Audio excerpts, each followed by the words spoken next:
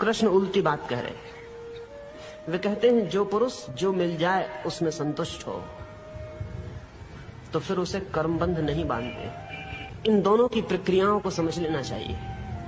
जैसा हमारी स्थिति है उसमें जो मिलता है वही असंतोष लाता है। रहस्य क्या है, कारण क्या है? मैं एक घर में मेहमान था, बहुत चिंतित थे गृहपति। रात नींद खो गई थी। मैंने उनकी पत्नी को पूछा बात क्या है। उनकी पत्नी ने कहा आप नहीं पूछें, पूछेंगे तो आप हंसेंगे, मजाक उड़ाएंगे। उनका फिर भी उसने कहा ऐसा है कि इस साल मेरे पति को 5 लाख का लाभ हो गया है, इससे बड़े चिंतित है। मैंने कहा इसमें चिंतित होने की क्या बात है? तो उसने कहा आप उनसे पूछना, वो आपको बताएंगे कि 5 लाख की हानि हो गई।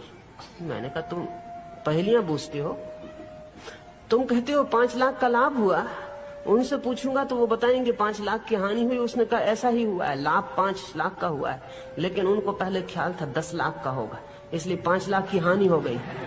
वो बहुत परेशान है। सच्ची रात मैंने उनसे पूछा कुछ तकलीफ है, चिंतित दिखाई पड़ते। उन्होंने कहा तकलीफ कुछ नहीं, बहुत, इस साल 5 लाख की हानि हो गई। मैंने कहा लेकिन आपकी पत्नी कहती 5 लाख का लाभ हुआ। उसने कहा वो कुछ भी नहीं, 10 लाख बिल्कुल पक्के थे।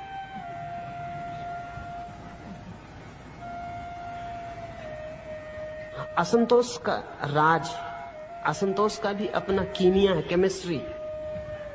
वो केमिस्ट्री ये है, जितना बड़ा असंतोष पाना हो उतनी बड़ी अपेक्षा चाहिए। छोटी अपेक्षा से बड़ा असंतोष नहीं पाया जा सकता। अगर असंतोष कमाना हो तो बड़ी अपेक्षाओं के आकाश फैलाने चाहिए। जितनी बड़ी अपेक्षा उतना बड़ा असंतोष। काश इस आदमी की अपेक्षा 10 लाख की न हो के 5 लाख की होती तो हानि बिल्कुल ना होती। अगर इस आदमी की अपेक्षा 2 लाख की होती तो 3 लाख अतिरिक्त लाभ होता।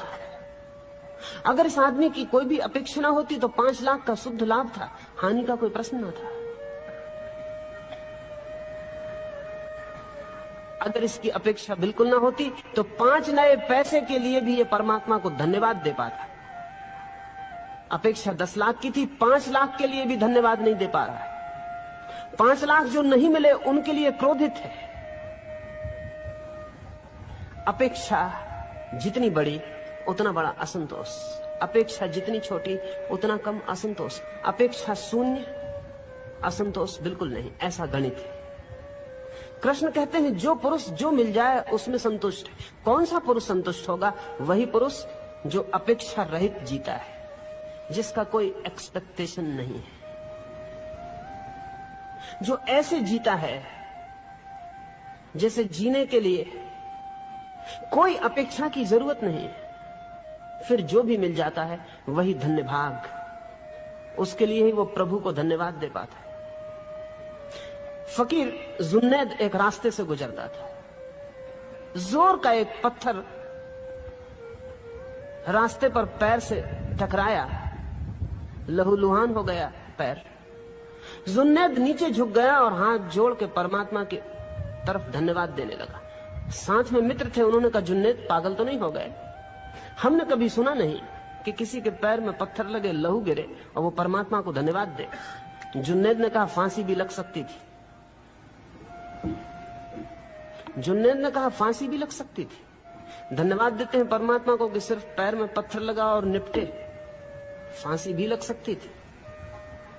ये जुन्नैद जिन मित्र की मैंने कहानी कही उनसे ठीक उल्टा है। ये कहता है फांसी भी लग सकती थी, लेकिन जुन्नैद को अगर फांसी भी लग जाए तो भी वो धन्यवाद दे पाता, क्योंकि फांसी से बड़े दुख भी हैं।